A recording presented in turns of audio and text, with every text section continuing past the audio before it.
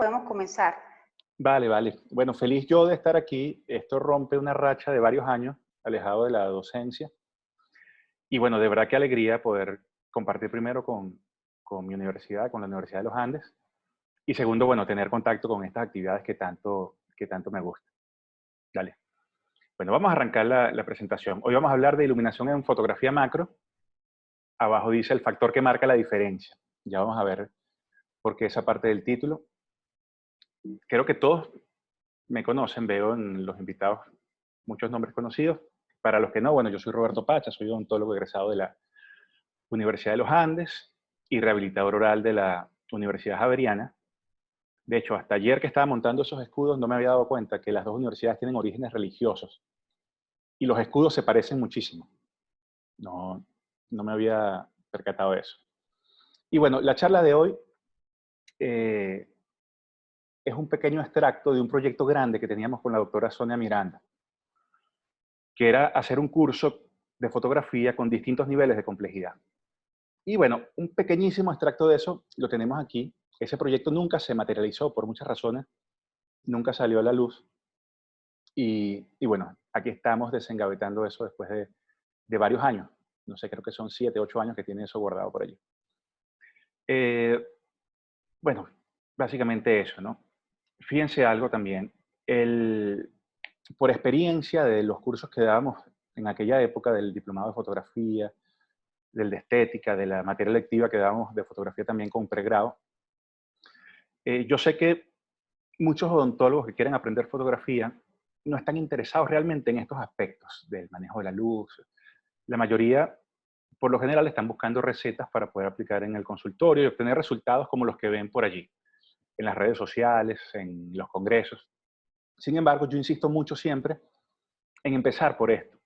Primero porque, bueno, me funcionó a mí. Cuando yo estaba empezando en la fotografía y empecé a profundizar sobre estos aspectos, mi fotografía cambió súbitamente.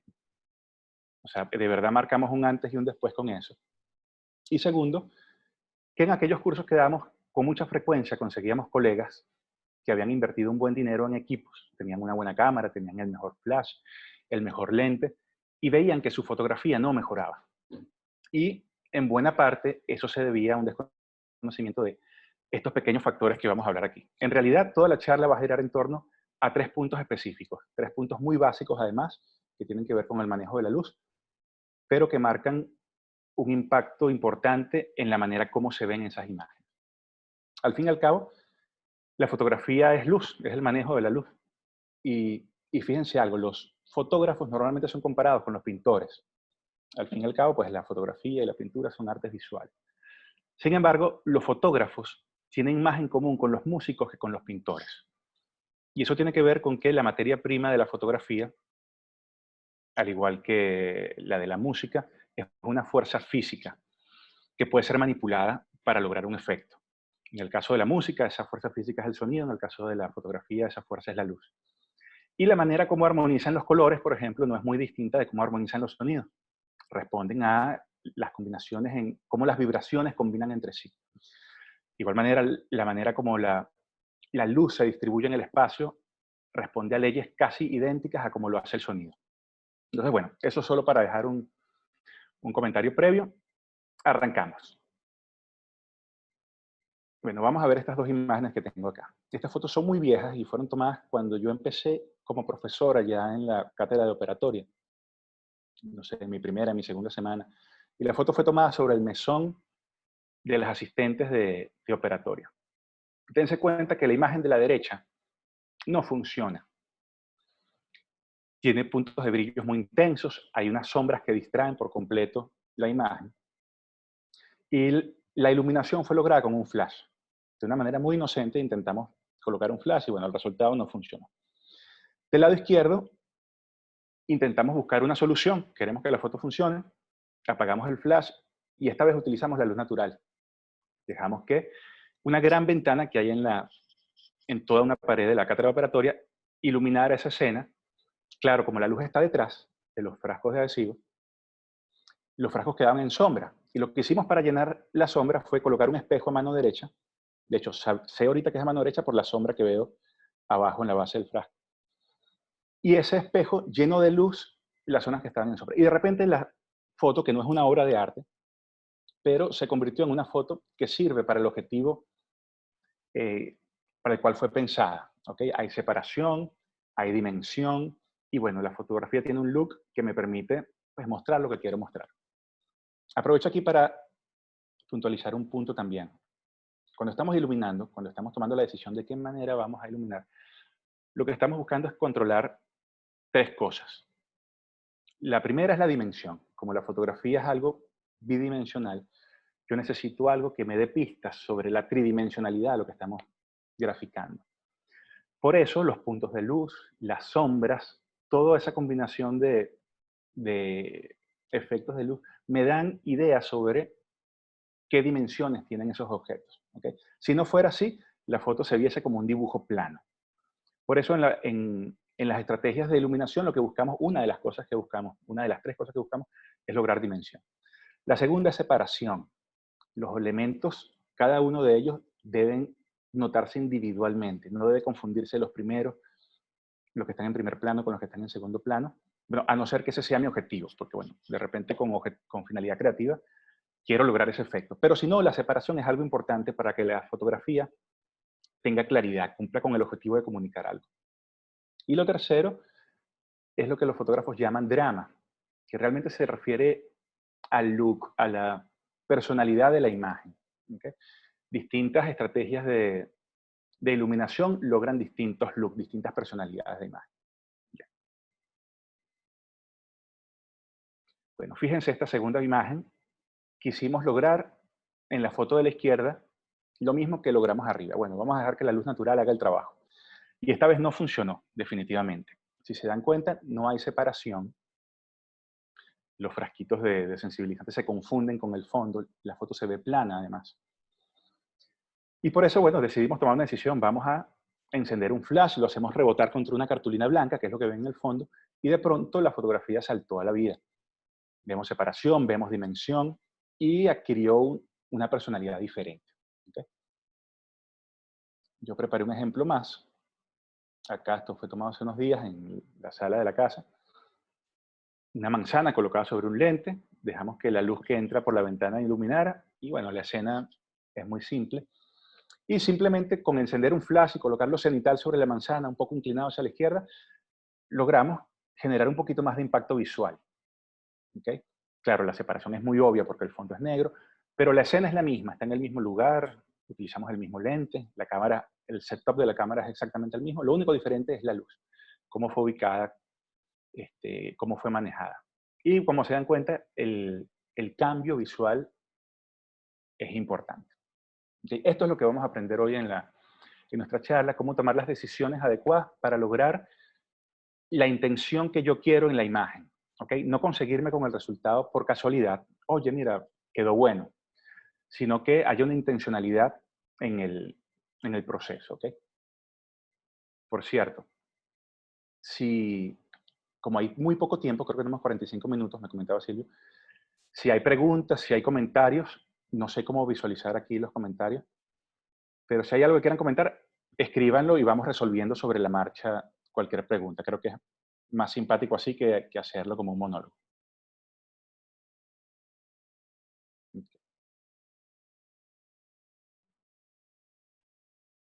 Ya, segundo.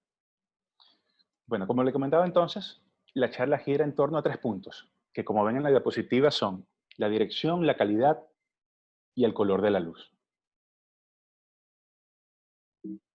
Okay, tengo bloqueado, aquí está. Eso. Yo puedo, conociendo los aspectos básicos de esto y tomando algunas medidas, modificar estos 3 parámetros a voluntad, ¿ok? Y dependiendo de lo que yo haga con ellos, puedo lograr un aspecto muy distinto en mi fotografía. ¿Okay? Vamos a ponerlo acá. Fíjate, el primero de ellos es la calidad o contraste de la luz. Cuando hablamos de calidad o contraste de la luz, realmente nos referimos a si la luz es direccional o luz dura, o si es difusa o suave. ¿Okay? Aquí hay que hacer un paréntesis porque normalmente la gente confunde la dureza, el grado de dureza de la luz con la intensidad. Cuando damos el curso de fotografía, a veces tomábamos la foto y salía sobreexpuesta, y alguien comentaba, bueno, vamos a alejar el flash para que la luz sea más suave. Realmente lo que esa persona quería decir era que alejemos el flash para que la luz sea menos intensa. Pero si alejamos la luz, realmente la estamos haciendo más dura. Si la acercamos, la luz es más intensa, pero la estamos suavizando. ¿Ok? Ya vamos a explicar bien eso porque parece contrario, pero tiene que ver con que el concepto de dureza, suavidad de la luz, no tiene nada que ver con el de intensidad. Yo preparé este ejemplo, eso es un ají, ¿ok? Y viendo esa imagen, hay 4 parámetros que me permiten saber cómo fue iluminada. El primero de ellos, bueno, es la sombra. Si la sombra está abajo y a la izquierda, quiere decir que la luz venía de arriba y a la derecha. Pero si se dan cuenta, la sombra es muy definida, está muy delineada. Yo puedo dibujar con un lápiz exactamente el borde de la sombra. Un segundo punto es que los lugares brillantes, los puntos de luz, los reflejos especulares, son muy pequeños y muy brillantes. ¿Ok? Y una característica más es que la diferencia entre el punto más brillante, escucho una interferencia de sonido. Ok. Les comentaba, el otro punto es que la diferencia entre el punto más brillante y el punto más oscuro es muy amplia. Es decir, el punto más brillante es muy brillante y el punto más oscuro es muy oscuro. Esas características son producibles solo con un tipo de iluminación o con un tipo de luz, ¿ok? Que es una luz de pequeño tamaño, indistintamente de si es una linterna, si es un flash, si es una vela, la luz es de pequeño tamaño y está muy lejos del objeto, ¿ok? Cuando esas dos características se cumplen, que está lejos o que es muy pequeña, la luz, el objeto, perdón, la iluminación tiene estas características, una sombra definida, unos puntos muy brillantes y una diferencia entre el punto más brillante y más oscuro amplia. Vamos a comparar eso con esta segunda foto. En este caso, si se dan cuenta, la sombra ya no es tan definida. La imagen es más suave. En este caso, en el caso anterior, vamos a devolverlo, esta característica de sombra definida es lo que le da a la luz el carácter de dureza. O sea, cuando yo veo ese tipo de sombra, ya yo sé automáticamente que la luz es dura. Cuando yo veo esta sombra difusa, sé automáticamente que la luz es suave. Pero bueno, no solo es la sombra. Fíjense que el punto de iluminación que vemos acá ya no es tan brillante, es más amplio, ya no es un punto, sino es una superficie. Y la diferencia entre el punto más brillante es menor, es decir, el punto más brillante ya no es tan brillante y el punto más oscuro ya no es tan oscuro. ¿Ok? Eso hace que la foto tenga menos contraste, que adquiera esa sensación calma de que la luz realmente incide con suavidad. Y bueno, en definitiva, no significa que esta luz sea mejor, pero sí es diferente. Y yo escojo una o escojo otra en función de la intención que tengo como fotógrafo, de la intención que quiero plasmar en mi imagen. ¿Qué es la luz dura entonces? La luz dura o direccional es una luz que incide sobre el objeto direccionalmente, en una sola dirección. Los haces de luz y los fotones están ordenados uno al lado del otro. En la luz difusa, los fotones inciden desordenadamente sobre el objeto. Por eso no se dibujan sombras definidas. Porque, bueno, un fotón va en una dirección y dibuja una sombra, el otro llena las zonas de sombra. Por eso la sombra se ve difusa. Es lo que pasa cuando estamos en un día soleado y se atraviesa una nube sobre el sol. Los fotones empiezan a desordenarse al chocar contra la nube y de pronto la luz empieza a verse difusa. ¿Okay? No sé si tienen un amigo fotógrafo que los fotógrafos prefieren salir a tomar fotos al aire libre con los días nublados porque la luz es más, tiene más calidad. Bueno, ¿de qué depende entonces que la luz sea dura o sea suave? Primero depende del tamaño relativo de la fuente de luz. El tamaño relativo me refiero al tamaño de la luz respecto al objeto que está iluminando. En este caso, por ejemplo, tenemos una fuente de luz muy grande en relación al objeto, es un ejemplo, y esa diferencia de tamaño, el hecho de que la luz sea más grande, hace que los fotones, que el haz de luz incida desde distintas direcciones, ¿ok? Lo que hace que se dibujen sombras difusas, ¿ok? Esta es una luz difusa. Cuando la fuente de luz es pequeña en relación al objeto, el haz de luz incide en una sola dirección y dibuja sombras muy definidas. En ese caso yo digo que la luz es dura. Sin embargo, la distancia tiene un papel importante en esto. Si yo tengo una fuente de luz muy grande, como en el caso del softbox, pero la alejo demasiado del objeto, aquellos fotones que viajaban desordenadamente no llegan al objeto, ¿ok? Porque se distribuyen dispersamente en la distancia corta, pero en la distancia larga solo llegan aquellos fotones que viajan en línea recta. Por lo tanto, si yo alejo mucho la fuente de luz, indistintamente de que sea grande, la luz empieza a verse dura, ¿ok? Como ven allí en ese ejemplo. Pasa lo contrario. Si la fuente de luz es pequeña y el objeto que dibujo es pequeño, y la luz está muy cerca del objeto, le doy la oportunidad de que los fotones, el haz de luz, incida entre distintas direcciones y se vea suave, a pesar de que la luz es pequeña. De hecho, muchas de mis fotografías de objetos pequeñitos, como dientes, cositas de laboratorio, son tomadas con un flash de esto y un pequeño difusor. Y logro una buena suavidad sin perder contraste, ¿ok? Y el secreto está entonces en la distancia. Resumen entonces, la calidad de la luz o la suavidad depende del tamaño relativo y de cómo estoy manejando las distancias, ¿ok? Y cuando les daba el primer ejemplo, pues les comentaba que no debemos confundir suavidad y dureza con intensidad, tiene que ver con esto. Porque recuerden, mientras más cerca está la fuente de luz, más suave es la luz. Entonces, muchas veces la gente dice, bueno, la luz está dura, veo sombras porque está muy cerca. Y no, realmente si estoy más cerca, la luz es más suave. Si la alejo, pierdo intensidad, pero gano dureza en la sombra, en las características de la luz. Yo preparé un ejemplo aquí en casa de un maniquí contra una pared de ladrillos. Y si se dan cuenta, esa es una luz muy dura. Dibuja una sombra muy definida en el cuerpo del maniquí y en la pared. ¿Ok? Fácilmente, esta imagen pudo haber sido iluminada con el sol que entraba por la ventana una tarde aquí en Margarita. Sin embargo, nosotros lo que utilizamos fue un flash. Aquí lo ven. Hay un flash colocado acá, está relativamente alejado del maniquí. Y por eso él me dibuja esta sombra tan definida. La luz es pequeña y además está alejada. Vamos nuevamente, la comparamos con esto. Y nos damos cuenta que la sombra definida desapareció. ¿Ok? ¿Qué hicimos aquí? Hicimos chocar la misma luz del flash, ubicada a la misma distancia, con los mismos parámetros. Interpusimos un fragmento de tela entre el maniquí y el flash. La tela tiene que estar muy cerca del maniquí, por cierto. Y cuando la luz incide sobre ese cuerpo, sobre esa tela, se desordena y la luz empieza a verse difusa. Lo vemos acá. Claro, esta es una solución muy casera. Sin embargo, funciona. Esto es la misma luz que lograríamos con un softbox, por ejemplo, con un equipo de estudio. De hecho, yo para quitarme la piedra de encima hice el mismo experimento. Bueno, armé un softbox al lado, lo dirigí en la misma dirección que estaba dirigido el flash. Esta vez sí tuve que acercarlo, por supuesto, para lograr suavidad.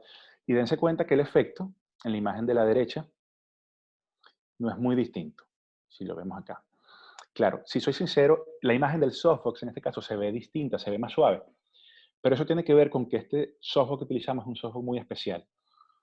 En un softbox normal, la luz viaja desde el fondo del softbox, o sea, la lámpara está colocada en el fondo y viaja hacia la pantalla blanca. Algo parecido a lo que ocurría aquí arriba con el flash. La fuente de iluminación está en el fondo y viaja hacia la pantalla difusora. En este softbox, la fuente de luz está ubicada en la punta y se dirige la luz hacia el fondo de manera que cuando rebote es que viene de regreso contra la pantalla blanca. O sea que ella ya viene del fondo difuminada. Por eso este gran nivel de suavidad que vemos acá. Sin embargo, si el softbox fuera normal, de aquellos que tienen la luz en el fondo y se dirige hacia la pantalla, no fuese muy distinta de esta que logramos con el trozo de tela. ¿Okay? Hay otra manera de suavizar la luz también, que no es haciéndola difundir a través de una pantalla difusora, sino es rebotándola en un objeto.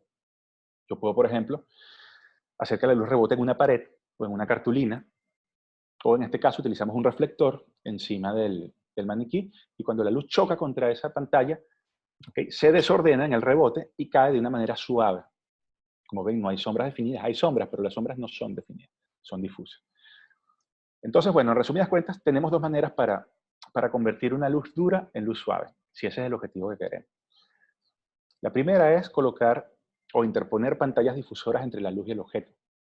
En ese caso, mientras más cerca esté la pantalla difusora del objeto, más suave será la luz. La segunda manera es haciéndola rebotar sobre alguna superficie. Que les repito, puede ser un trozo de papel, una cartulina, una pared, un reflector profesional, cualquier cosa.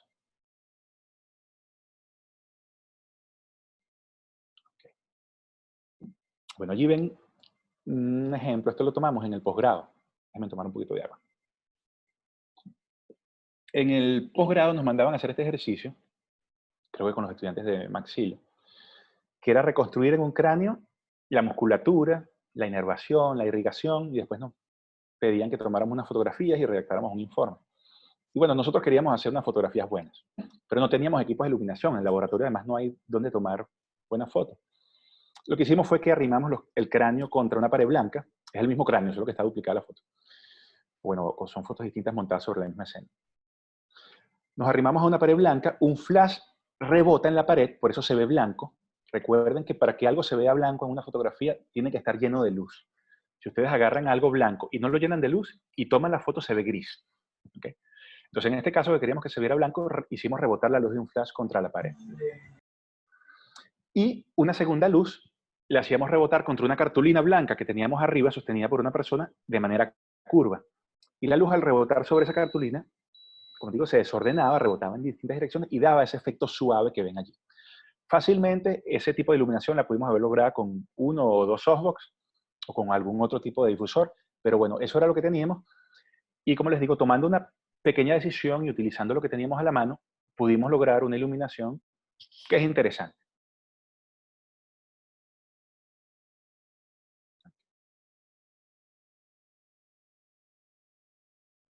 Bueno, algo importante de poder manejar la suavidad de la luz, o algo que vemos, que lo vemos muy claro, es cuando fotografiamos objetos reflectantes, como superficies metálicas o superficies de vidrio.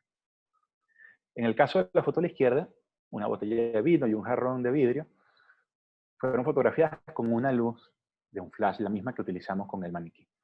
Y si se dan cuenta, hay muchos puntos de luz pequeños que no son agradables, ¿no? Esos puntos tan intensos no contribuyen a que la foto se vea bien. No es que esté mala, pero hay maneras mejores de graficar el vídeo. En el caso de la derecha, utilizamos un softbox y un reflector del otro lado. Y dense cuenta cómo los puntos de luz pequeños e intensos se vuelven ahora unas superficies que delinean los objetos. La foto claramente no es una obra de arte, pero sí es más atractiva la de la derecha que la de la izquierda. ¿Okay? En los cuerpos reflectantes, repito, como el vidrio, como el metal, los dientes son cuerpos reflectantes. Poder suavizar, aunque sea un poco, nos da esta posibilidad de delinearlos con la luz, lo cual es un efecto bastante atractivo. Sin embargo, el exceso de suavidad es un problema. Minutos ilimitados, dice acá. Ok, el exceso de suavidad es un problema porque si yo suavizo mucho la luz, si yo hago que la luz incida en mi objeto desde todas las direcciones, pasa lo que estamos viendo aquí en el canino derecho. No hay sombras, la imagen se ve plana, ok, pierdo dimensión. En la imagen de la izquierda utilizamos una cosa más sencilla, un twin flash, y dense cuenta cómo los puntos de luz y las sombras que se dibujan me dan idea de la dimensión. O sea, hablando de dimensión, la foto izquierda me da más información que la de la derecha. Y en fotografía clínica intraoral se ve mucho esto. A mí me da la impresión de que, bueno, muchos odontólogos conocieron el softbox y se casaron con esa manera de iluminar y resuelven todo con eso. Y la verdad es que cuando la fuente es muy grande, la luz es muy suave, la imagen empieza a verse plana. ¿Okay? Claro, aquí entra un tema de gustos también. De repente es que a mí me gusta el look que da esto y bueno, me funciona. Pero siempre es bueno, en la clínica sobre todo, cuando el diagnóstico depende de esto, que tengamos alguna idea de dimensión.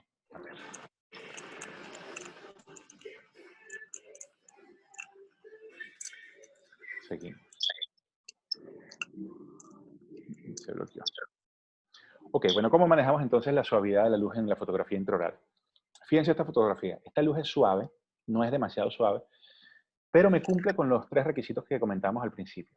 Hay dimensión, yo tengo pistas sobre la tridimensionalidad de lo que veo. Hay separación, claro, el contrastador negro ayuda mucho al tema de la separación. Y bueno, la fotografía tiene un look que a mí en lo personal me gusta mucho. A mí me gusta utilizar una luz que sea suave, pero no en exceso suave, que yo logre ver algo de dimensión todavía. Lo cierto es que, bueno, cuando yo quiero decidir qué tipo de iluminación quiero utilizar en fotografía intraoral, es necesario que yo tenga definido cuál es el uso que le voy a dar a la fotografía. Porque hay situaciones como esta que vemos en la imagen, por ejemplo, donde yo quiero transmitirle detalles del color que estoy viendo a otra persona, al laboratorio, a un miembro del equipo. Y este tipo de iluminación tiene que cumplir con unas características muy especiales. No pueden haber pantallas de luz que estén rebotando sobre los dientes. Yo sé que aquí, bueno, vemos algunas zonas de reflejos especulares, pero en el caso del color, los reflejos especulares deben ser los mínimos, porque si no, el reflejo especular lo que me muestra es el brillo de la superficie, pero me impide ver qué es lo que hay detrás de él. Entonces, en el caso del color, la fotografía tiene que tener unos requisitos de luz muy especiales. ¿Okay? Y bueno, utilizar luz polarizada, que es otra manera. Pero es muy distinto eso a si estoy de repente graficando un procedimiento quirúrgico, donde, bueno, lo que me interesa realmente es ver la dimensión de lo que estamos extrayendo allí, que se vea atractivo, que sea agradable verlo. ¿Okay? La decisión de iluminar una u otra, o las necesidades de iluminación son distintas en ambos casos. Lo único, eso tengo que tenerlo claro, porque si el asunto es que yo tengo un solo setup para iluminar en mi consultorio y con eso resuelvo todo, probablemente me esté equivocando en algún punto. Claro, el caso más crítico nos ocurre a nosotros, los odontólogos restauradores, porque tenemos que en algún punto transmitir el color al laboratorio o a nosotros mismos si queremos elaborar una restauración. Y en ese caso, les repito, el esquema de iluminación es bien específico. Si no, si resulta que yo soy un cirujano o un ortodoncista, bueno, de repente sí me sirva el tema de tener un solo setup y resolver con eso todo. Sin embargo, nunca está mal tener bajo el arsenal bastantes opciones. Eso hace que le devolvamos a la fotografía un poco de su arte, ¿no? Y que no lo convirtamos en una actividad mecánica. Bueno, aquí tenemos otro ejemplo de luz que no tienen requisitos especiales. Simplemente, bueno, queremos suavizarla mucho porque se ve atractiva, no hay mayor cosa. Esa foto se la robé a mi esposa. Estamos colocando un implante, fíjate que hay superficies metálicas y yo quiero que las superficies metálicas se vean bien, que no tenga destellos de luz muy intensos. Y bueno, decidimos difuminarla un poco, no mucha para no perder contraste. Sin embargo, si hubiésemos decidido utilizar un softbox más grande para lograr más suavidad, la foto hubiese quedado igual de bien. ¿Ok? O bueno, o el registro clínico. Les repito, el registro clínico, el registro diagnóstico es distinto para un restaurador, para un ortodoncista. En este caso, las fotos son tomadas con unos rebotadores. Y dense cuenta que la foto es entre suave y dura. ¿Okay? Todavía me da información de color.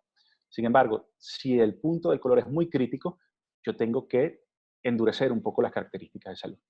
Fíjense, sin embargo, que en este caso yo veo todavía los bordes translúcidos en los incisivos inferiores, un poquitico en los superiores también. Es decir, este nivel de suavidad, que es suave pero no mucha, todavía me sirve para transmitir un poco de información de color.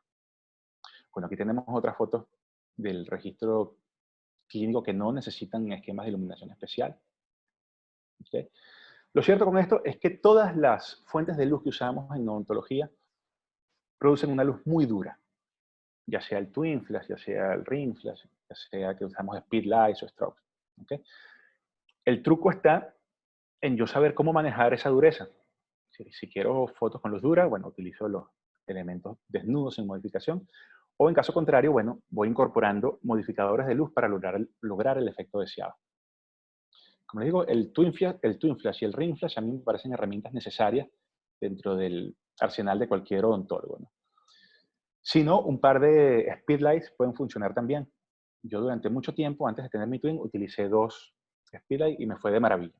Es un poquito más incómodo porque necesitas a alguien que los controle, que los maneje, pero a efectos de la luz que consigues no es muy diferente. Ok, o las luces de estudio, los strobes, que bueno, tienen la particularidad de que son muy intensas. ¿Okay? Por lo general, los strobes se utilizan con modificadores dentro de un softbox, un octobox, un beauty dish. Acá. Bueno, vamos a conversar un poquitico de cada uno de ellos. El ring flash es la herramienta más sencilla para iluminar en odontología clínica. Es muy rápido, simplemente se coloca, se dispara y la foto sale. Su problema principal es que el haz de luz está alineado con el eje de visión del lente. Eso hace que los reflejos viajen directamente hacia el lente y den un tipo de iluminación que no es mala, pero bueno, que puede ser mejorada. Una de las características del ring flash es que iluminan mucho más la parte central del cuadro, esta zona que vemos acá. ¿Okay? Y bueno, que tenemos puntos de luz intensos, especialmente en los centrales. El ring flash es especialmente útil, y en mi caso yo tengo un ring flash y lo utilizo exclusivamente para esto, que es para hacer close-ups en cuadrantes posteriores. Me gusta mucho el ring flash para esto porque él llena de luz todos los espacios. ¿Okay? Hacer esta iluminación con un twin flash, por ejemplo, con unos speedlight, toma tiempo, porque tienes que decidir cuál es el ángulo exacto de la luz en el que no me hace sombras. Con el ring flash tú no tienes ese problema, simplemente te acercas, la tomas y listo.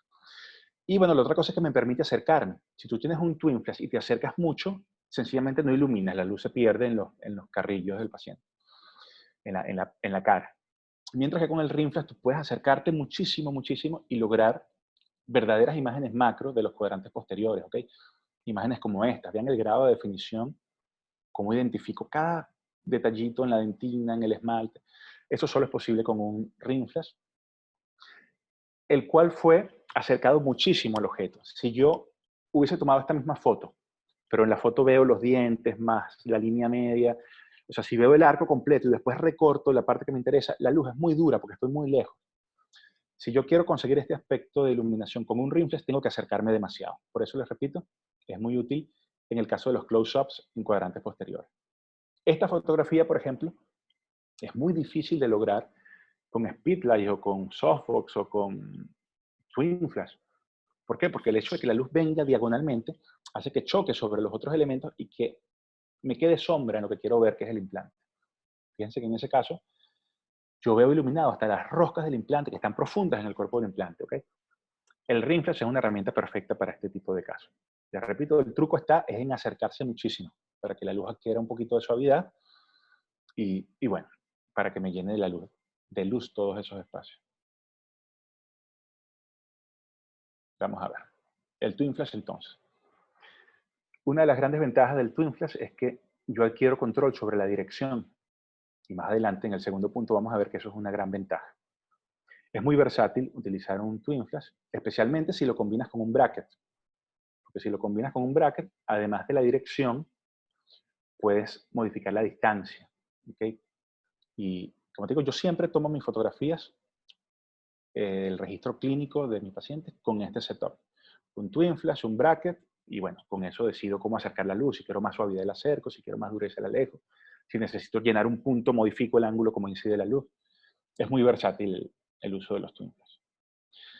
Y una cosa muy simpática de usar twin flash es que permiten ser modificados con mucha facilidad.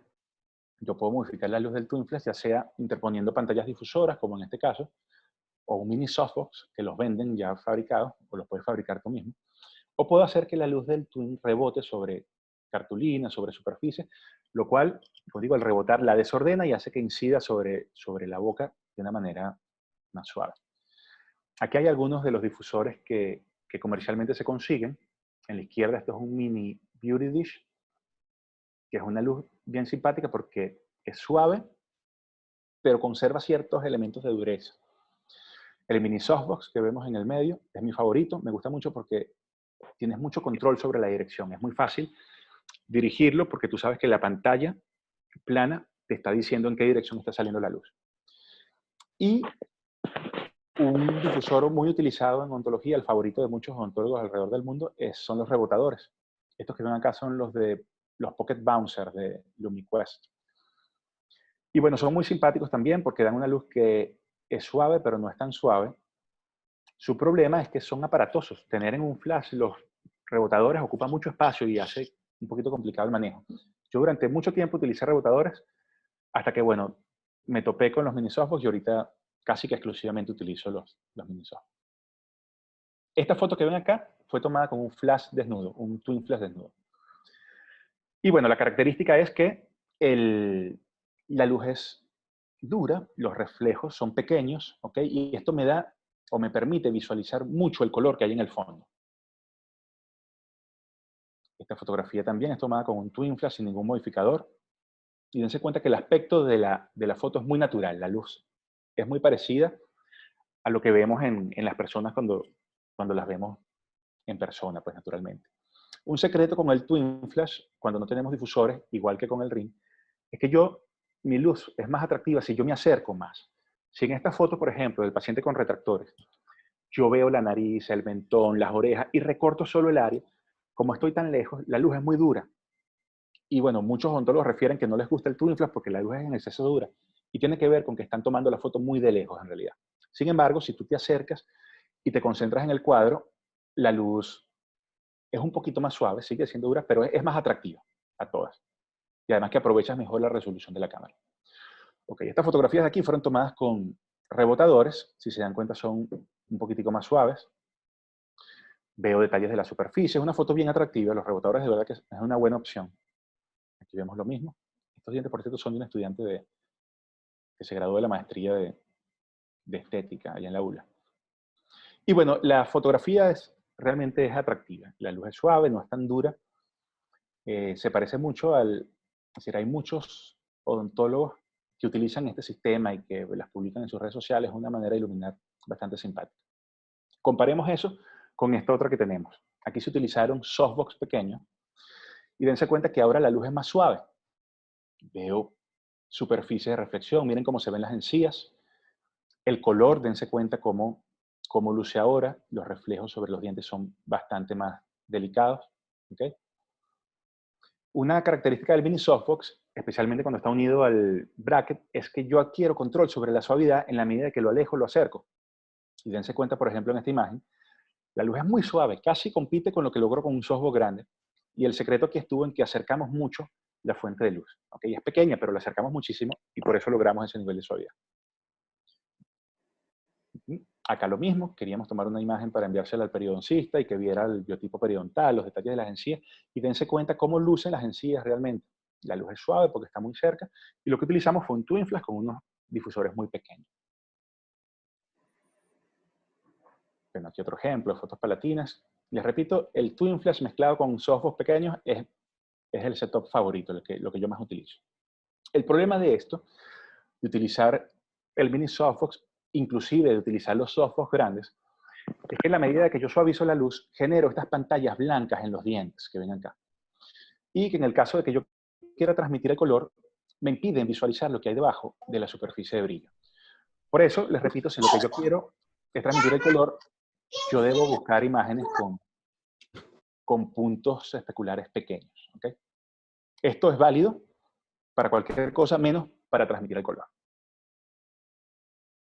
Aquí, bueno, tenemos una comparación de 3 esquemas de iluminación, con un Twin Flash desnudo en la A, en la B con unos mini softbox o unos difusores pequeños, y en la C con unos difusores más grandes, unos softbox de estudio. Y bueno, dense cuenta que en la C, las grandes pantallas, los grandes reflejos especulares sobre el diente, hace que se vea como sobreexpuesto el diente. Realmente pierdo mucha información de color, ¿okay? Pero gano información otra. La textura, en el caso de las encías, de los dientes, en los inferiores, no sé si lo notan, se ven como las líneas de desarrollo de los incisivos inferiores.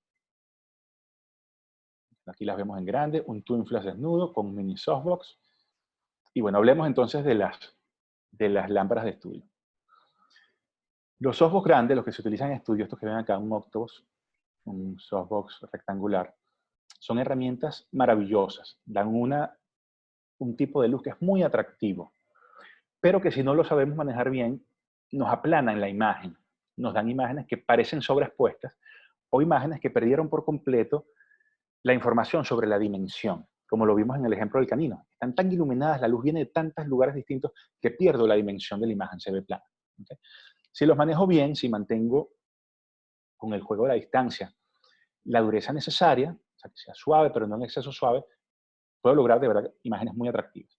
Bueno, este es el mismo ejemplo que vimos anteriormente. No sé si ven las líneas de desarrollo, de verdad que se ven notoriamente. Ahorita vamos a hablar de eso porque hay maneras de hacerlas ver aún mejor. Esta fotografía se la robé a la autora Gabriela Noto, que es la ortodoncista con la que trabajo aquí en Margarita. Y bueno, es la boca de un niño, esta fotografía con un softbox muy grande, y dense cuenta de lo otra, que es la luz. ¿Ok? Esas pantallas de reflexión grandes en la encía, se ve algo de la textura. Sin embargo, bueno, la información del color sí es muy poca por la gran superficie de reflexión que generan los dientes. ¿Okay? Esta imagen es perfecta para el caso de los ortodoncistas, de los cirujanos, porque dan fotos muy atractivas y como el color no es un requisito, ¿okay? En esa especialidad, bueno, puedo tener imagen para mis objetivos. ¿No? Sin embargo, donde de verdad se destacan los softbox de estudios en la fotografía extraoral. Lo puedo jugando con la ubicación, con la distancia, lograr efectos muy interesantes con los softbox. En este caso, bueno, revelar la textura del labio, hacer que tenga reflejos especulares sobre los dientes, lo cual hace que la foto sea pues, bastante interesante, muy acorde con lo que se publica en redes sociales hoy día, ¿no? Esto estuvo muy de moda en alguna época. En fotografía estructural, bueno, les comentaba, el softbox realmente brilla allí. Uno de los temas con el softbox es que para evitar sombras, normalmente el fotógrafo recurre a posicionarlo de una manera muy frontal, ¿ok? Y eso aumenta las pantallas o los reflejos especulares sobre los dientes o sobre las encías. Le repito, eso agrava el tema de la reproducción del color. Pero les repito, si no tengo intenciones o no es una necesidad para mí transmitir color, el softbox es una alternativa genial. Que requiere práctica, claro, y ensayo. Es muy versátil, hay muchos estilos de iluminación que se pueden lograr solo con un par de softbox grandes. Pero bueno, en definitiva, el tamaño lo que nos da es la suavidad. ¿Ok? Quiero que las sombras sean definidas, utilizo luz pequeña. Quiero que las sombras sean difusas, utilizo luz grande. Pero indistintamente de la suavidad, de qué tan grande o pequeña sea mi fuente de luz, un factor que marca un impacto en cómo se ve la imagen es la dirección. Fíjense que este papel que vemos allí en la imagen es el mismo papel arrugado y la fuente de luz es la misma, lo único que cambió fue la dirección. Y dense cuenta cómo el relieve, las características del papel se ven diferentes dependiendo del ángulo con el que fue iluminada. En la primera foto el ángulo es cenital, es totalmente la luz sobre el papel. En la última foto de la derecha la luz está muy lateral, por eso genera esas sombras y ve al fin la textura que la primera foto no me muestra con tanta claridad. Con la dirección yo puedo entonces revelar información sobre la textura de lo que estoy haciendo. En el caso de este camino, por ejemplo, dense cuenta cómo realmente puedo ver los detalles sobre su superficie, sobre la textura que hay allí. Y esto es posible gracias a dos estrategias. Pues la primera, que es la que predomina en la foto de la derecha, es la producción de sombras. Se cuenta que hay una zona iluminada y una zona en sombra, y vemos las rayitas, las líneas de desarrollo, gracias a las sombras que se dibujan. Pero en el segundo caso, realmente visualizamos esos detalles, es porque la luz está reflejada sobre la superficie. Y claro, como la superficie es irregular, buena parte de esa luz se refleja hacia el lente, pero las zonas profundas de esas irregularidades reflejan en otra dirección. Y eso me revela la textura. Entonces, claro, yo puedo revelar la textura de dos maneras. Produciendo sombras, repito, o como vemos en el lado izquierdo, armando reflejos especulares de gran tamaño que me revelen lo que hay allí en la superficie del lente. Lo mismo que vemos acá, se utiliza una fuente de luz lateral, la luz es suave, pero está tan lateralizada que veo sombras y como veo reflejos especulares grandes, puedo ver algunos detalles también de la superficie reflejada.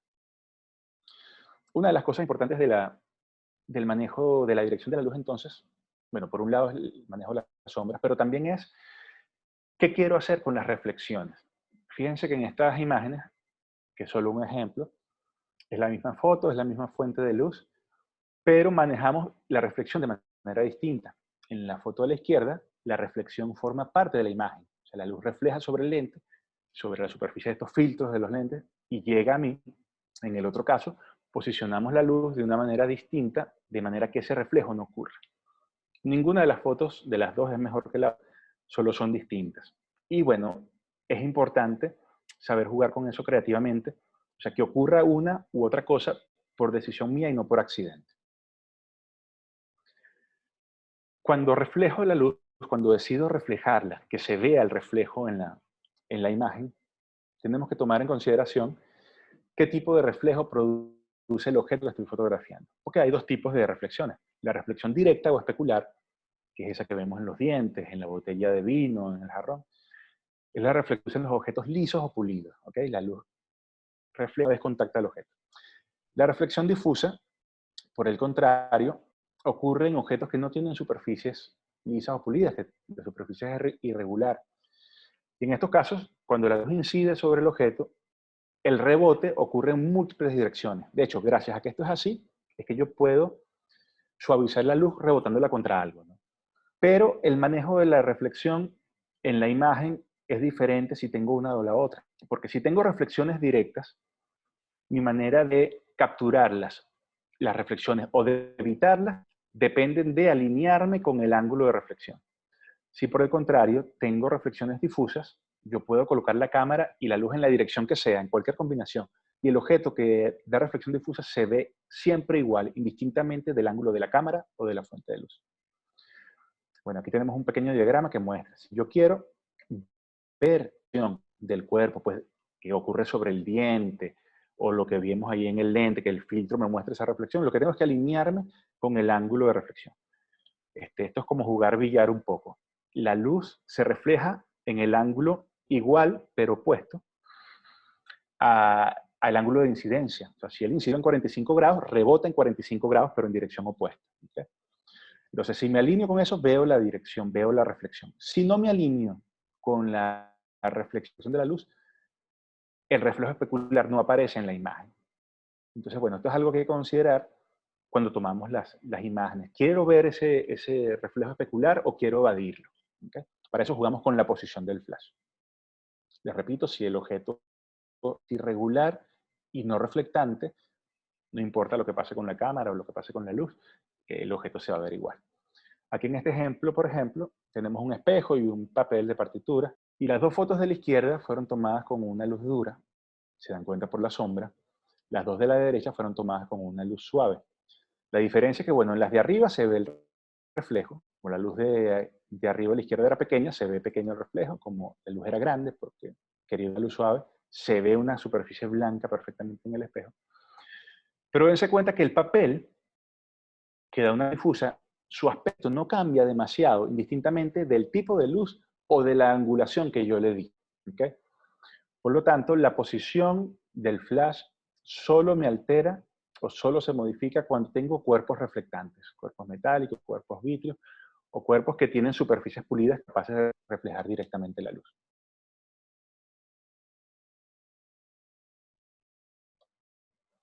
Bueno, fíjense en este caso también.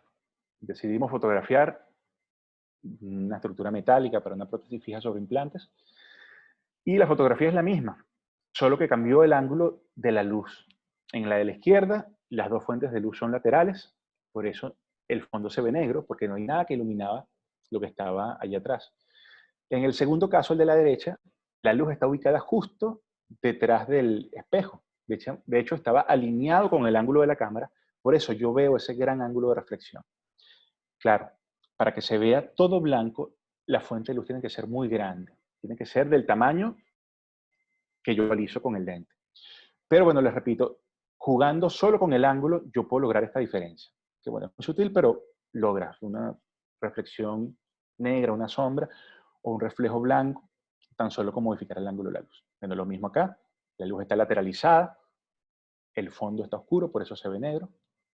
El mismo caso, un caso similar donde decidimos que, bueno, que queríamos una luz blanca. Esto es algo bien de gusto personal, pues si quiero, o del uso que le voy a dar a la fotografía, si me combina más el blanco o el negro. Ok, como les comentaba, si en un espejo yo quiero visualizar el blanco de la imagen, necesito que la fuente de luz tenga un tamaño tan grande como el ángulo de visión tenga el lente. Si la luz es más pequeña que ese ángulo de visión, sencillamente se va a ver un destello blanco en una esquina del espejo y lo demás se va a ver oscuro. Bueno, aquí tenemos, por ejemplo, una fotografía donde se quiso evitar los reflejos especulares, o, bueno, es imposible evitarlos, pero sí minimizarlos. Y lo que hicimos fue, bueno, ubicar la luz muy lateral. La luz es dura, por lo que ven, los reflejos son pequeños, pero está tan lateralizada que no veo grandes superficies de reflexión. Y eso me permite ver el color de los dientes, ver esa translucidez que vemos en los bordes, ¿okay? Ver algunos detalles intrínsecos del color que hay. Ciertamente siempre van a haber reflexiones, pero estamos minimizando, controlando el tamaño de la luz, pero sobre todo la dirección también. ¿Okay? Que los reflejos incidan lateralmente, aquí lateralmente sobre el diente. En otro caso, pues yo quería revelar en este caso la textura del diente, ver esas marcas que tenían de fresa, probablemente de una ortodoncia previa. Y para poder revelar eso, yo necesito tener un reflecular grande sobre la superficie, ¿okay? Que me disperse la luz en las zonas irregulares y que me dibuje esos detalles del relieve. ¿Okay? Como les digo, si comparamos las dos fotos, aquí los reflejos son pequeños, se evitaron, están lateralizados. Aquí, con toda la intención, frontalizamos la luz para que nos diera un reflejo especular amplio y poder detectar cuáles eran los detalles de la superficie. ¿Ok? Miren esta otra foto, cómo vemos impresionantemente los detalles de la encía y sobre todo las líneas de desarrollo del diente. Y esto es solo posible gracias a que hicimos coincidir el ángulo de la iluminación con el ángulo de la cámara para que se armara una gran zona de reflejo acá, ¿ok? Que me revelara esa superficie. Esto, bueno, suena fácil porque parece una operación trigonométrica, ¿no? Hacer que coincidan, pero siempre requiere un tipo de ensayo y error. Repito, si hay comentarios o preguntas, pueden hacerlas en cualquier momento. No sé cómo visualizarlas, pero... Robertico, tenemos dos. Sí. No sé si la respondemos ahora. Sí, claro, prefiero de una vez. Indican la fotografía de sonrisa con softbox y strobe puede lograrse con otros elementos difusores en los speedlight. Por supuesto, claro. Fíjense, como vimos en la foto del maniquí, la foto que hicimos con el softbox y la que difundimos a través de una tela se parecían muchísimo. Si yo lo único que tengo son dos speedlight y quiero el efecto suave, tengo dos opciones. Y el ejemplo fue hecho con toda la intención para un caso como ese. Yo puedo entonces colocar una pantalla difusora entre el flash y la cara de la persona que quiero iluminar la sonrisa. La pantalla difusora puede ser un uso de tela, puede ser un pedazo de papel blanco del tamaño suficiente. O puedo hacer que la luz rebote sobre algo. Por ejemplo, si mi consultorio es muy pequeño y tengo las paredes cercas, yo puedo hacer que los speedlights reboten sobre esas paredes y la luz que rebote sobre las paredes incide muy suavemente sobre la cara de la persona. Entonces logras una luz suave, muy semejante a la que consigues con el softbox, pero con unos elementos muy sencillos. ¿Ok? Perfecto. La doctora Inamar la pregunta, en esa foto del vino y el jarrón, ¿usted cambió el fondo o solo al cambiar la luz se ve más negro el fondo? No, el fondo es el mismo. El fondo es un pedazo de tela negra arrugada, solo que en el caso de la luz pequeña, por algún motivo, ahí debe haber habido un descuido de mi parte porque se ve el fondo en la primera foto, en la de la luz pequeña, porque la foto está rebotando sobre algo y lo está iluminando. En la segunda foto, el fondo es el mismo, pero la luz está más lateralizada. Por eso yo veo los reflejos del softbox en los lados. Y eso hace que casi no llegue luz al fondo, por eso se ve más negro. Fue un tema de la dirección. Pero, repito, el fondo fue el mismo, solo cambió el tamaño de la fuente de luz y la dirección en la cual incidió. Perfecto. ¿Podemos seguir? Bueno, seguro. Les comentaba entonces en el caso de estos defectos superficiales o de estas líneas de desarrollo, si yo quiero revelarlas, la manera más sencilla es haciendo rebotar, haciendo que el ángulo de incidencia de la luz coincida con el ángulo de la cámara. Y bueno, aquí lo ven también. Es algo truculento, pues requiere de uno o dos ensayos lograr el ángulo perfecto de la luz, pero es una manera de revelar la textura si es lo que me interesa mostrar en la fotografía. Que hay situaciones claramente donde esa información me interesa con fines diagnósticos o para mostrarlo en el equipo de trabajo. Bueno, aquí tenemos otro caso donde queremos revelar los detalles que hay en la superficie. Y bueno, el único secreto que hay detrás de esto es hacer que el ángulo de incidencia de la luz y el ángulo de visión de la cámara coincidan. Si lo logro, estoy revelando la superficie de mi objeto. Sin embargo, la dirección en fotografía clínica intraoral me ayuda también a revelar detalles internos del diente. En estas tres imágenes el diente es el mismo, la fuente de luz es la misma, lo único que está cambiando es la dirección. Y vemos que en la foto de la izquierda vemos una pequeña línea, ¿ok? Una pequeña fisura, pero en la foto intermedia ya vemos que hay más grietas internas. En la foto de la derecha, que está transiluminando el diente, bueno, vemos algunas más todavía. En algunos casos, bueno, yo quiero registrar para tenerlo en una historia clínica o, bueno, por motivos personales, quiero mostrar esas líneas de fisura. Podemos revelarla ubicando la luz en el ángulo correcto. ¿Okay? El truco está en hacer que la luz incida perpendicular o de una manera casi perpendicular sobre la línea que quiero dibujar. Cuando esto ocurre, la luz adquiere una dirección diferente cuando llega a la fisura. ¿Ok? Cuando está en un lado de la fisura, se difracta. Cuando vuelve a entrar al otro lado de la fisura, entra en una dirección distinta y por eso se ve. Si yo ilumino frontalmente, por ejemplo, estos dos dientes son los mismos de la diapositiva anterior, vean en la foto de la izquierda que con una luz frontal no veo. Tendría que acercarlo mucho para poder detectar una pequeña línea de fisura que veo acá. Pero si coloco la luz de una manera lateral, empiezo a visualizar con bastante definición esos defectos internos, esas grietas. ¿Okay? Se lo repito, es un tema de manejar solo la dirección de la luz. Con la dirección de la luz también yo cambio el aspecto, entonces, cómo se ven las fotos intraorales. Vamos a hacer una comparación de 3 imágenes. 1, 2 y 3. Dense cuenta que los dientes son los mismos, las fuentes de luz son idénticas, pero está cambiando, vamos de regreso, perdón, está cambiando es la dirección de dónde viene la luz. En fotografía clínica intraoral, digamos, no con fines creativos, pero sí con fines documentales, ¿okay? La iluminación debería cumplir este requisito, ¿okay? Que los flashes estén alineados con el lente o ligeramente por delante de él, que se dirijan en 45 grados al centro del eje de visión del diente y que digamos, en un sentido anterior, si tú ves de frente al fotógrafo con su flash, que los flashes no estén por encima ni por debajo del lente, porque eso genera sombras o hace que el color del rosado de la encía contamine más el color del diente. El flash y los dos lentes tienen que estar alineados en un mismo plano. ¿Okay?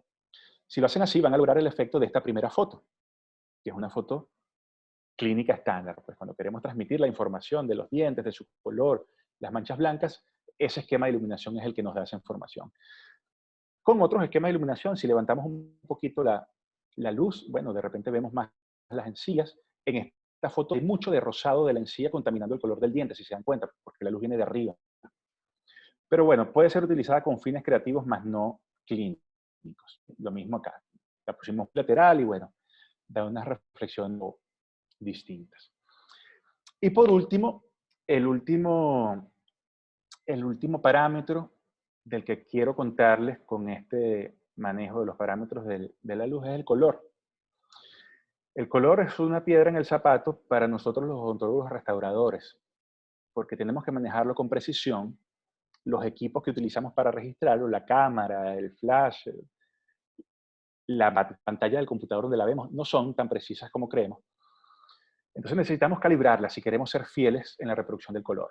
O, bueno, necesitamos aprender a manejarla si queremos utilizar el color con fines creativos. El color es una cosa impresionante, el color de la fotografía digital. Las posibilidades de captura, de edición, de lo que podemos hacer con el color digital son ilimitadas. Y podemos realmente lograr imágenes muy atractivas desde el punto de vista creativo utilizando el color. Pues, ahorita con el tema de las redes sociales, el uso creativo del color. Hay personas impresionantes con este tema. Pero bueno, en resumidas cuentas, podemos manejar el color de dos maneras. ¿Ok? De una manera creativa, para acentuar tonos de luz y lograr, como digo, una imagen que no es clínica, sino es creativa. O podemos intentar controlar las fuerzas, las impresiones que tiene la luz, el monitor, la cámara, para tratar en la medida de lo posible lograr una producción fiel del color, que la necesito si yo quiero comunicarme con mi laboratorio, que la necesito si yo quiero analizar el color de mi caso para hacer una restauración directa. Les repito, es la piedra en el zapato de nosotros, los odontólogos restauradores. Vamos a empezar entonces con el tema de la calibración, de cuando yo necesito la foto para reproducir fielmente el color. Normalmente hay 3 lugares donde pueden haber errores en la reproducción del color. El primero es la fuente de luz, y es donde nos vamos a centrar hoy, o en los modificadores que utilizamos. La segunda es la cámara.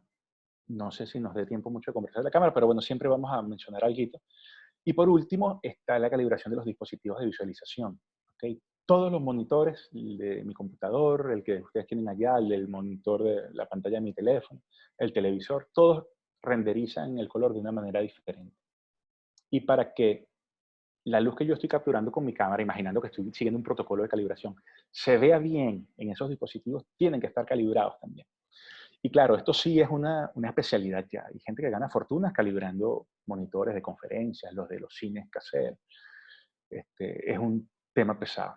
Sin embargo, bueno, quizá en alguna oportunidad podamos conversar de eso también. Hay maneras sencillas y más o menos económicas de mantener un control para tener un ambiente calibrado, controlado dentro de la clínica, pues en ese trabajo como en los laboratorios. Lo cierto es que todas las fuentes de luz tienen características de color diferentes. Por ejemplo, la luz de una vela es muy amarilla, igual que la de un bombillo incandescente. La luz de una lámpara LED tiene un color más blanquecino, en algunos casos hasta verdoso. O bueno, si la luz la estoy modificando, las características de color van cambiando, ¿okay? En la medida que hago que esa luz interaccione con otros cuerpos. Por eso, si yo estoy tomando fotografías clínicas y me interesa la fidelidad del color, necesito estar controlando la luz, o por lo menos conocer qué características tiene para yo poder más adelante, en los pasos subsiguientes, poder contrarrestar esos detalles de color. El color de la luz o la temperatura de la luz, son términos que creo que pueden ser utilizados como sinónimos, ha sido cuantificado utilizando esta escala de grados Kelvin.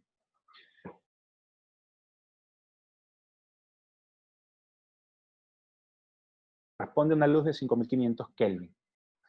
En la medida que la luz va acumulando tonalidades azules, ¿okay? Se va haciendo fría, es la luz que conocemos como fría, luz de 7000, de 8000 o más Kelvin, y en la medida que va acumulando tonalidades rojas o amarillas, se va haciendo cálida, luz de 4000, de 2000 Kelvin. ¿Okay? Lo cierto es que nuestro ojo no detecta esos cambios de luz. Un ejemplo muy sencillo es que yo puedo estar afuera, yo tengo el balcón, puedo estar afuera a la luz del sol y ver todo de una manera, y me meto a la sombra, y a pesar de que los colores están cambiando, cuando entro a la sombra, mi ojo detecta todo igualito.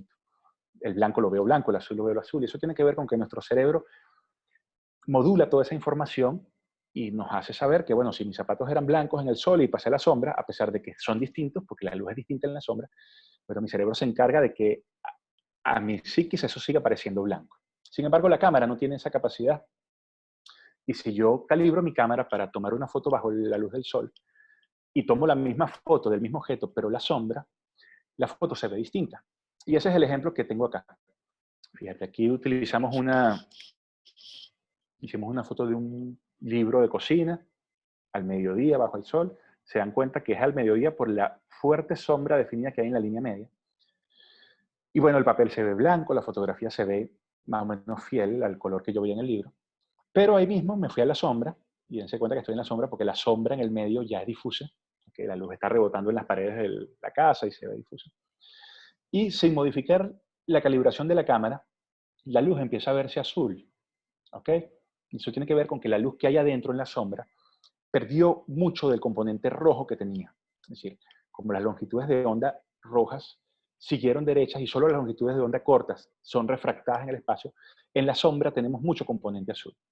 Ahorita vamos a hablar un poquitico de eso para entenderlo bien.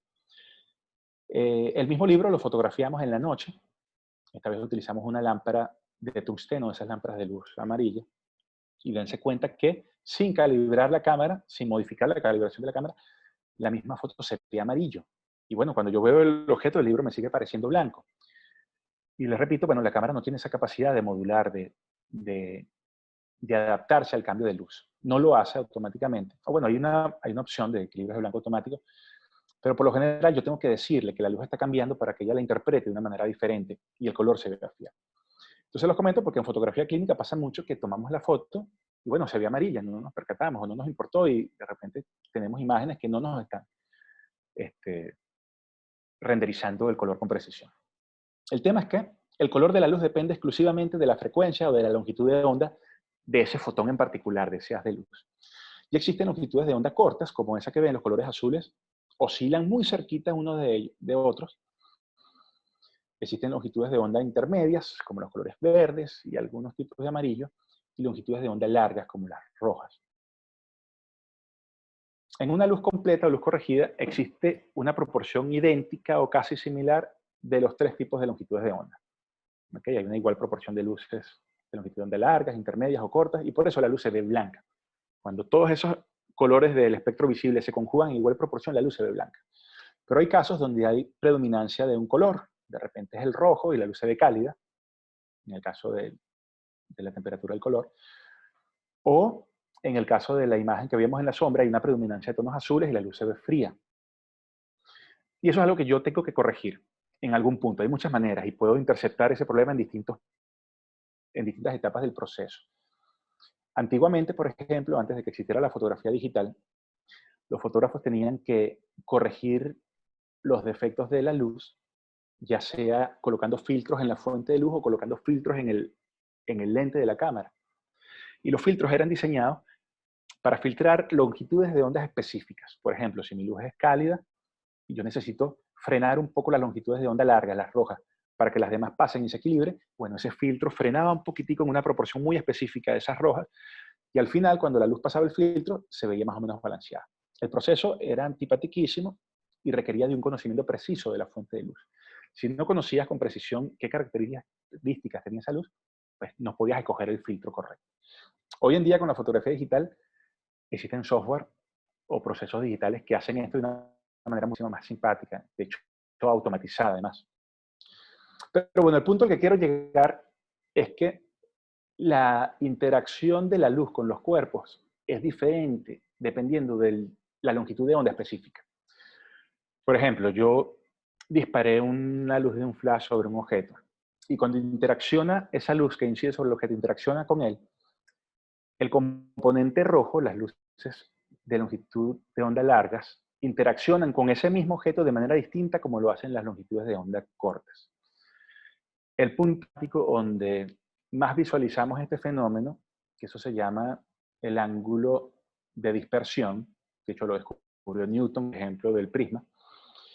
El ejemplo más claro es cuando hacemos difundir la luz a través de una pantalla difusora, como lo que mostrábamos con el maniquí, que pusimos una tela y la luz pasó a través de la tela, se desordenó las de luz.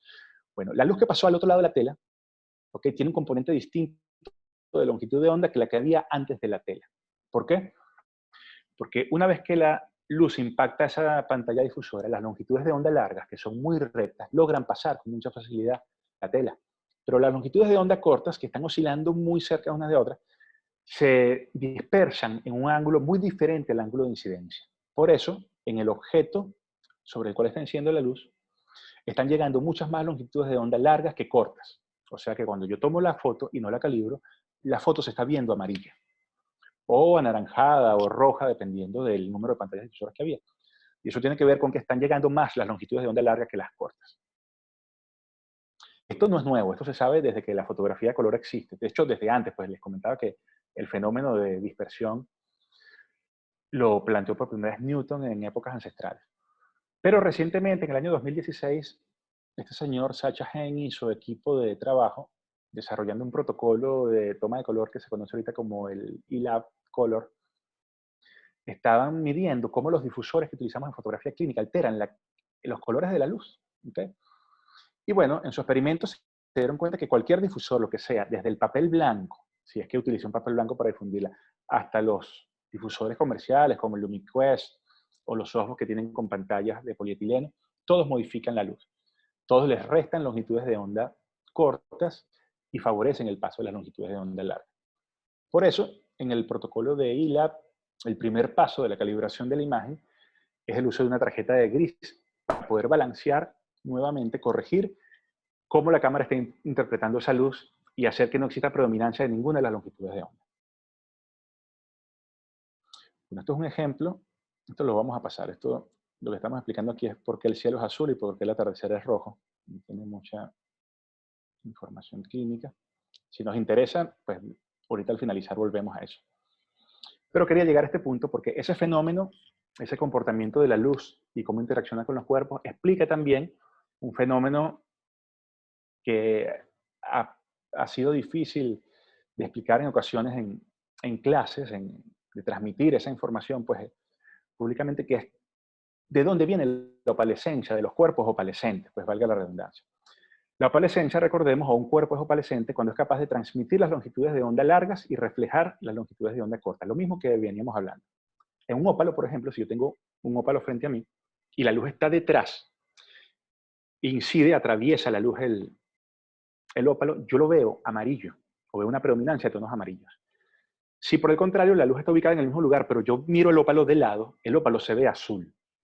Y claro, cuando uno ve por primera vez eso, parece una cosa mágica, cómo esta piedra puede cambiar de color. Pero bueno, tiene que ver con que ella está manejando las distintas longitudes de onda del espectro de luz visible de manera diferente. Por ejemplo, esta foto tomamos hace muchos años para una clase de color de pregrado allá en la ULA. Y bueno, lo que hicimos aquí fue que aislamos todas las fuentes de luz que podían contaminar el ópalo y colocamos una fuente de luz desde atrás. Claro, para mantener el fondo negro, lo que hicimos fue que colocamos una cartulina negra, le abrimos unas pequeñas incisiones y dejamos que la luz pasara por esos huequitos. Y dense cuenta que la luz que transmite el ópalo es amarilla, se ve amarillo. Si yo el mismo ópalo lo ilumino con una fuente lateral, es la misma luz, es el mismo ópalo, está en el mismo lugar. Si la luz es lateral, el ópalo se ve azul. Y dense cuenta que en este caso la luz viene del lado derecho, lo sé por este ángulo de reflexión que está acá. La luz se ve azul, el ópalo se ve azul, pero si se dan cuenta, como la luz viene de la derecha, el extremo izquierdo aquí se ve amarillo. O sea, la zona que transmitió la luz empieza a verse amarillo. Claro, si ustedes ven un ópalo en la vida real, no se ve así como se ven en las fotos. Aquí porque aislamos cualquier fuente de luz que podía contaminarnos la imagen. Pero si yo tuviera un ópalo aquí conmigo y lo miro a través de él, me está incidiendo la luz que entra por la ventana, la luz que refleja en el techo, la luz que refleja en el computador, la de mi ropa. Y por eso el ópalo en la vida real se ve como tonos amarillentos, esa luz que está transmitida, con tonos azulejos de la luz que está siendo reflejada. Se ve una combinación de ambos. Pero si logro aislar el haz de luz, iluminarlo de esa manera aislada, lo que van a ver es esto que ven en la fotografía. Bueno, el esmalte de los dientes es opalescente, por eso cuando la luz es transmitida a través del esmalte se ve amarillo, cuando la luz es reflejada se ve como un blanco azulado. Pero bueno, el punto al que quería llegar realmente es que en fotografía clínica yo tengo que ser capaz de detectar esas predominancias de color, si es el rojo, si es el azul, y corregirlas. De hecho, pues en el protocolo de toma de color de cualquier persona, del que quieran escoger, existe un paso de calibración de balances de blancos para corregir esto. Porque si no, corremos el riesgo de que la foto se vea amarilla, de que la foto se vea azul, y que esa información que le estoy haciendo llegar al laboratorio no sea tan fiel como yo quiero que sea. Bueno, las cámaras tienen pues lo poquito que vamos a hablar de la cámara, una herramienta que es el balance de blanco.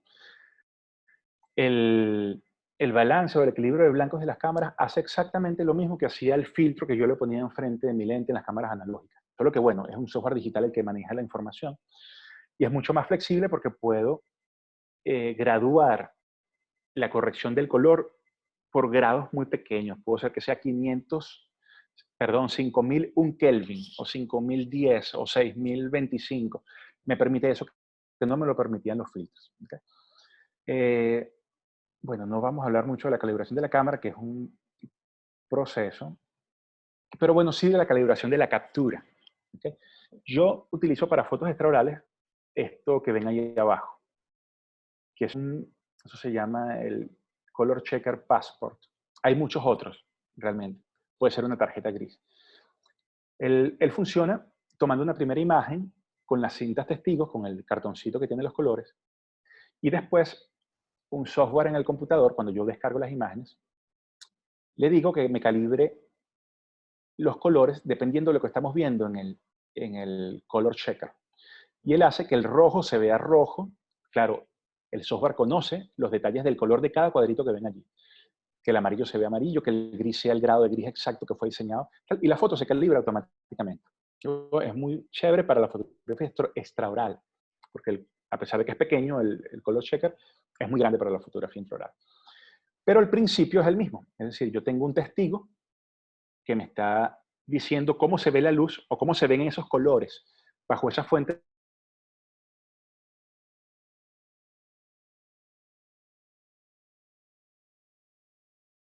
El resto de las imágenes quedan corregidas, quedan calibradas.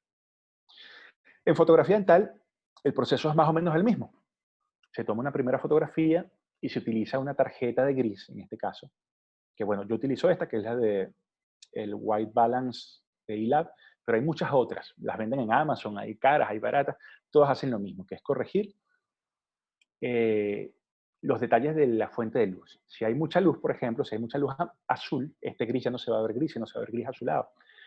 Y el software detecta eso y me calibra la imagen. Si hay mucha predominancia del rojo, hace lo mismo. De manera que cuando yo calibro, estoy asegurando que los colores que estoy viendo en el resto de la imagen son fieles o lo más cercano a la fidelidad posible. La tarjeta es esta. Como digo, esta es una sola de las muchas que hay. Existen muchísimas y, como digo, hay unas más económicas que otras, unas más fáciles de conseguir.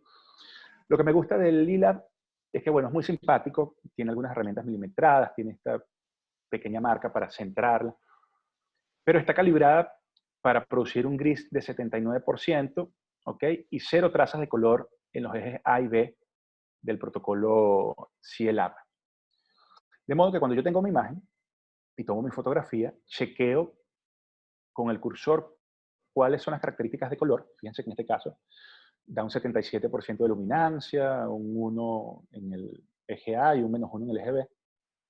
Y yo, bueno, le digo al software que quiero un 7900 y el ¡tuc! Me calibra la imagen y automáticamente los colores empiezan a aparecer lo más real que yo, lo más cercano a la realidad. Claro, para eso, les repito, tiene que estar calibrado también el monitor. Si no, la foto puede estar muy calibrada, pero lo que me está mandando él sigue siendo irreal.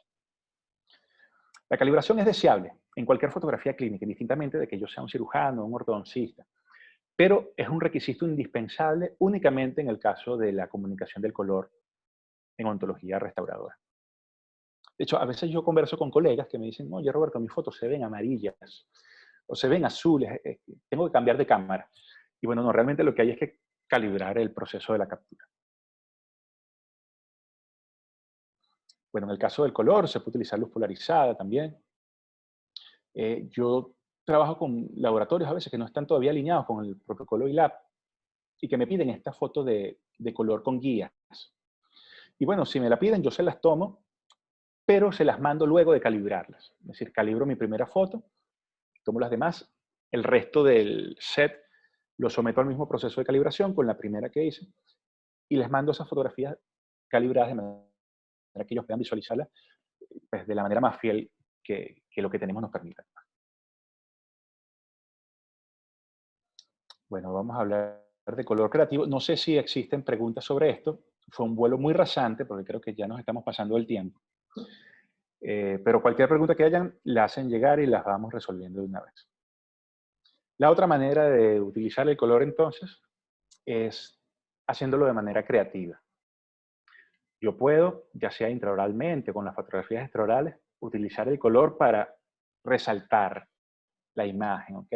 Para darle un carácter especial. Si de repente es que la foto va para mis redes sociales, quiero que la paleta de colores de la imagen coincida con la paleta que estamos manejando en el feed. O bueno, lo que sea. En este caso, por ejemplo, que esta es una foto de mi esposa, queríamos dar la sensación de que una luz de fotocurado estaba incidiendo sobre esta corona provisional. Y en realidad lo que utilizamos fue un flash con un filtro azul, que no era más que un papel celofán azul.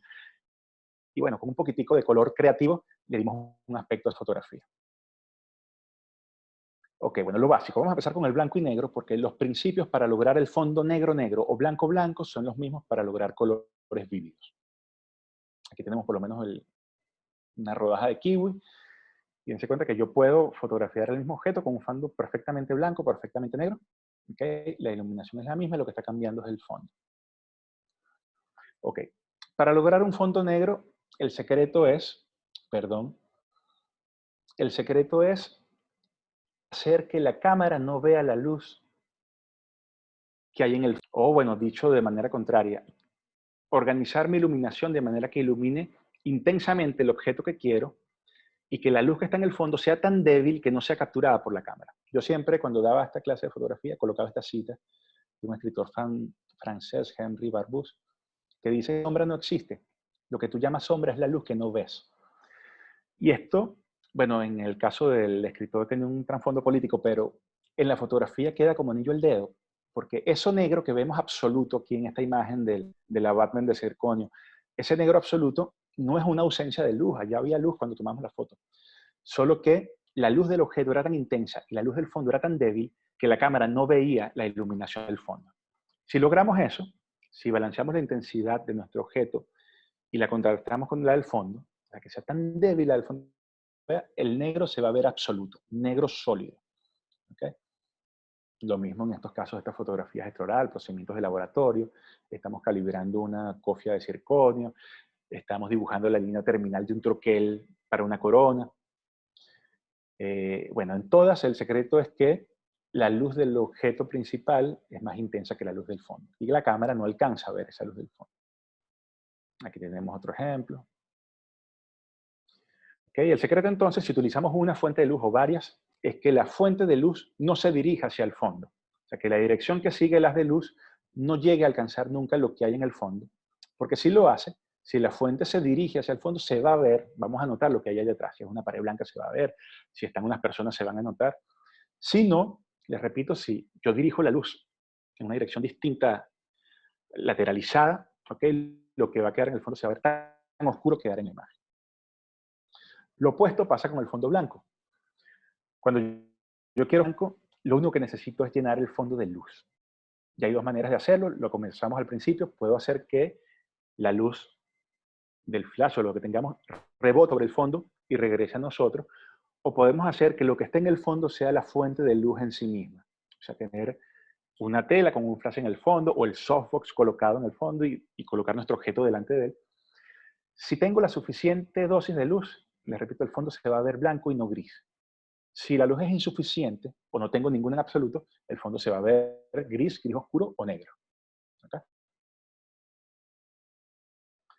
Fíjense aquí, por ejemplo, vamos a tomar unas fotografías de un modelo, de una coronita para un central, y bueno, se preparó una pantalla reflectora, dos flash disparaban, dos speedlights contra el reflector, y bueno, de esa manera obtengo un fondo blanco perfecto. Que claro, para lograr esto tengo después que iluminar el cuerpo principal de otra manera.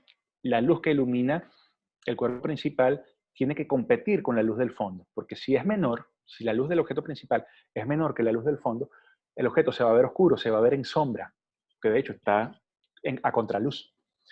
Entonces, bueno, es un truco y toma un poquito de práctica aprender a balancearlos. ¿Okay? Pero bueno, no es algo que sea complicado. Aquí vemos algunos setups de cómo tomamos fotografías con fondo blanco. Este truco me lo enseñó la doctora Sonia Miranda, por cierto, cuando yo era todavía estudiante de pregrado. El fondo infinito. Colocar un foam, una cartulina, lo que sea, y curvarlo, y lo iluminas. Y bueno, se ve un fondo que no se ve el ángulo de donde se vuelve horizontal o vertical. Bueno, otra foto con fondo blanco. Esta foto me encanta.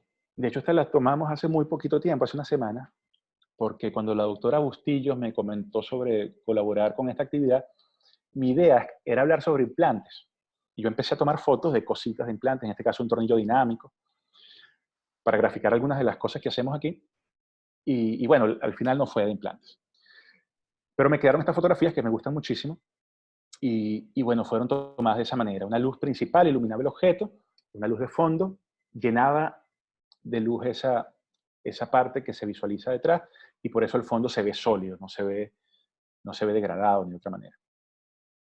Entonces, bueno, lograr colores vívidos en nuestra imagen depende también de poder llenarlos de luz.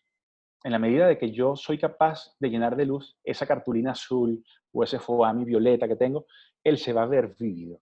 Si no, el color queda opaco, queda como grisáceo, muerto. ¿Okay? En estos dos casos, por ejemplo, aquí son diferentes, perdón. En el de la izquierda es un foamy azul que iluminamos con un flash. En el caso de la derecha es una cartulina blanca, pero a la luz, que era un speedlight, le pusimos un papel celofán morado. Y al la luz incidir sobre él, la luz adquiere todo ese morado, y cuando se refleja sobre la pantalla blanca, pues deja ese color. Lo digo, es un color sólido, vivo. Aquí, bueno, otros dos ejemplos que no son nada artísticos, pero solo para graficar la idea.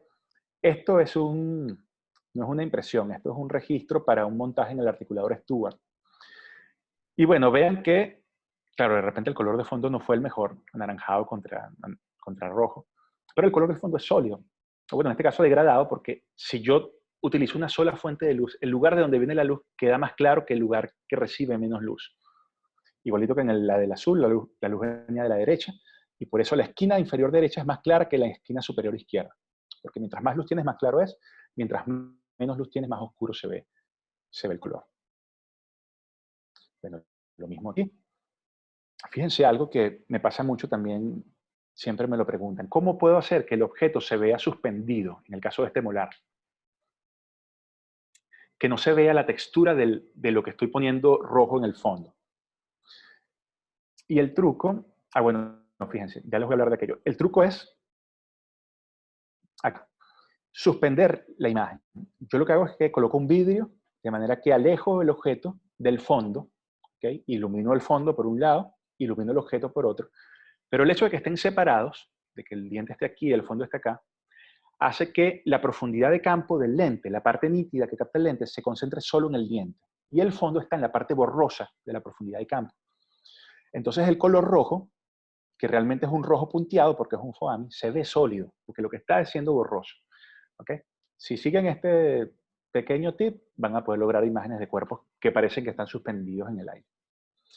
Les comentaba entonces en este diagrama que la manera de lograr colores vívidos, igual que de lograr el blanco blanco en el fondo, es, bueno, por un lado, iluminando la superficie con una fuente de luz que es distinta a la que ilumina el objeto principal, como ven acá, o que el fondo es una fuente de luz en sí misma.